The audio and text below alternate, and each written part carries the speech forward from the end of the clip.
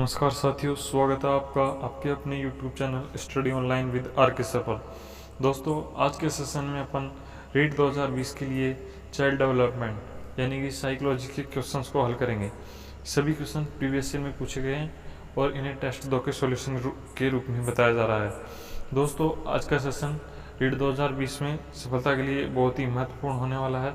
तो शुरू करते हैं आज के सेशन। पहला सवाल है, निम्नलिखित में से कौन सा सिद्धांत विकास से संबंधित नहीं है? ऑप्शन ए, विकास एक सतत प्रक्रिया है। ऑप्शन बी, विकास अंतःक्रिया का परिणाम है।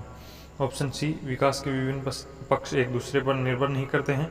ऑप्शन डी, विकास सामान्य से विशिष्ट की ओर अग्रसर होता है। तो दोस्तों, इस क्वेश्चन का सही आंसर है ऑप्शन सी, विकास के विभिन्न पक्ष एक दूसरे पर निर्भर नहीं करते हैं। तो दोस्तों, ऐसा नहीं होता है। विकास के जो सभी पक्ष हैं वो क्रमवार यानी एक के बाद एक दूसरे पर निर्भर होते हैं। तो अब चलते हैं दूसरे क्वेश्चन पर।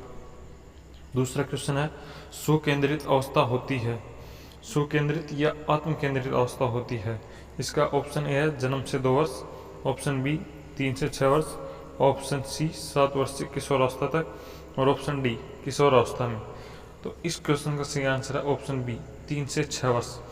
आत्म केंद्रित अवस्था यानी बालक की व्यवस्था जब वह केवल वस्तु के एक पक्ष को देखकर ही उसका अंदाजा लगाता है।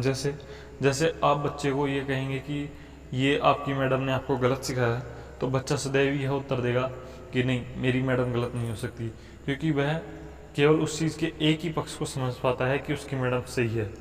तो ये बालक की सुकेंद्रित अवस्था होती है जो 3 से 6 वर्ष तक होती है। अब चलते हैं थर्ड क्वेश्चन पर। थर्ड क्वेश्चन है, किशोरावस्था की मुख्य विशेषता निम्न में से है। ऑप्शन ए आत्मगौरव। ऑप्शन बी रचनात्मकता। ऑप्शन सी सामाजिक प्रवृत्ति। और ऑप्शन डी आत्मचेतना। तो इस क्वेश्चन का सही आंसर है ए, आत्मगौरव। रचनात्मकता, सामाजिक प्रवृत्ति एवं आत्मचेतना किशोरावस्था से पहले ही बालक ग्रहण कर चुका होता है। आत्मगौरव क्या है? आत्मगौरव वह है जिसमें बालक यह देखने लगता है कि वह लोगों के सामने कैसा दिखाई देता है। इस क्वेश्चन का सही आंसर है आत्मगौरव, ऑप्शन ए। अब चलते हैं फोर्थ क्वेश्चन पर। फोर्थ क्वेश्चन है, मनोविज्ञान में सामाजिक विकास से क्या अभिप्राय है?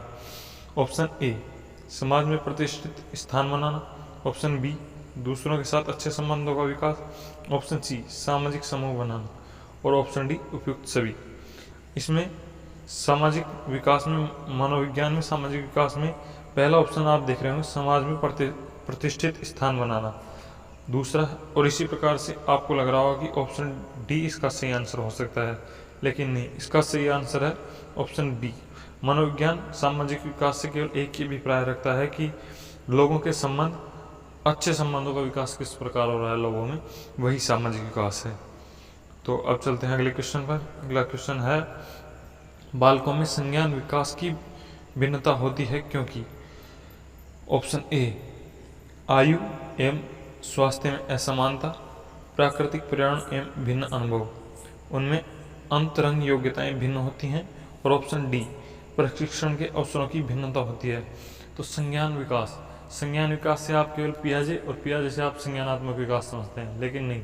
संज्ञान विकास होता है कि बालक संसार को कैसे जान पाता है, वह किस प्रकार से तर्क वितर्क करता है और कैसे चेतना को जागृत कर पाता है, यह जो उसका विकास होता है, यही संज्ञान विकास होता है। तो संज्ञान विकास स्वास्थ्य में असमानता, पर्यावरण के भिन्न अनुभव और प्रशिक्षण के अवसरों पर, इनमें बालकों में भिन्नता नहीं पाई जा सकती है।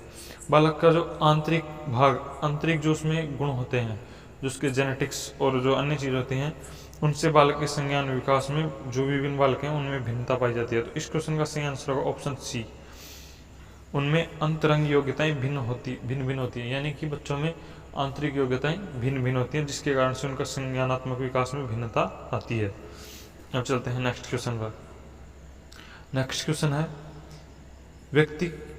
किसी व्यक्ति में विकास का प्रतिमान निम्नलिखित में से किस क्रम का अनुसरण करता है?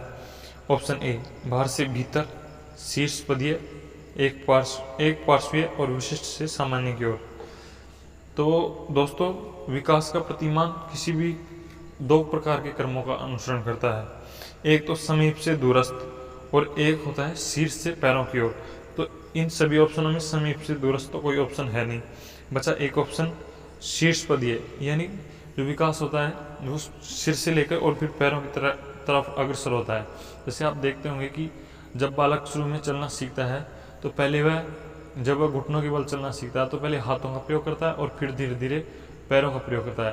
तो पहले उसके मस्तिष्क का विकास होकर फिर हाथों का विकास होकर और फिर पैरों का विकास, इस प्रकार से विकास का क्रम होता है।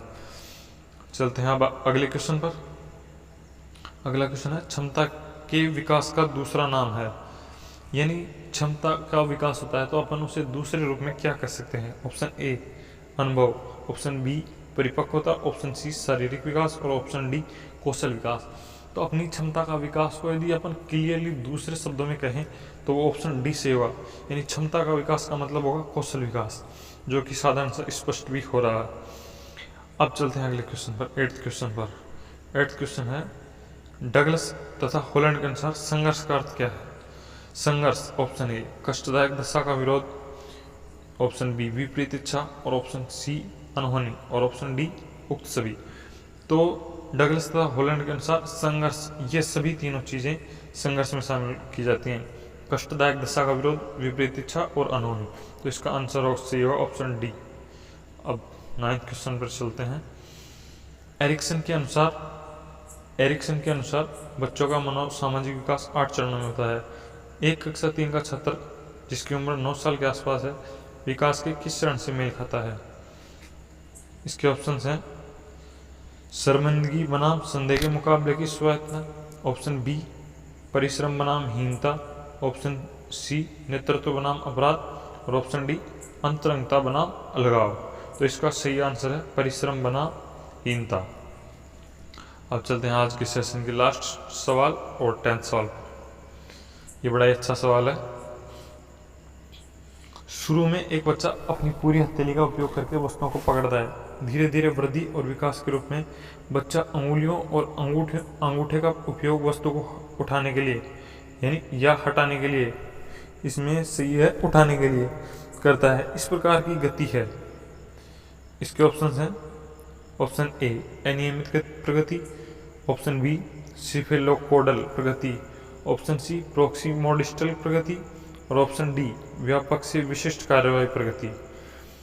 तो मैंने अभी आपको जो विकास की 2 चीज़ें बताई थी सिर से पैरों की ओर, उसको इंग्लिश में बोलते हैं सिफेलोकोडल प्रगति, और जो समीप से दूरस्थ विकास होता है उसे इंग्लिश में बोलते हैं प्रोक्सीमोडिस्टल प्रगति। तो यहाँ जो बालक पहले तो चीज़ों को हथेली से पकड़ना सीखता है और फिर अंगुलियों यानी कि वो अपनी अंगुलियों को प्रयोग करके वस्तुओं को उठाने लगता है। हथेली से दूर जाकर जब अंगुलियों पर विकास बढ़ता है तो यह होता है समीप से दूरस्थ विकास में। तो इसका सही आंसर होगा प्रोक्सीमोडिस्टल प्रगति। तो आज का ये सेशन समाप्त होता है। बहुत बहुत आपको वीडियो देखने के लिए बहुत बहुत धन्यवाद। आप हमारे चैनल पर रीट के और अन्य कॉम्पिटिटिव एग्जाम्स के वीडियोस प्राप्त करने के लिए चैनल को सब्सक्राइब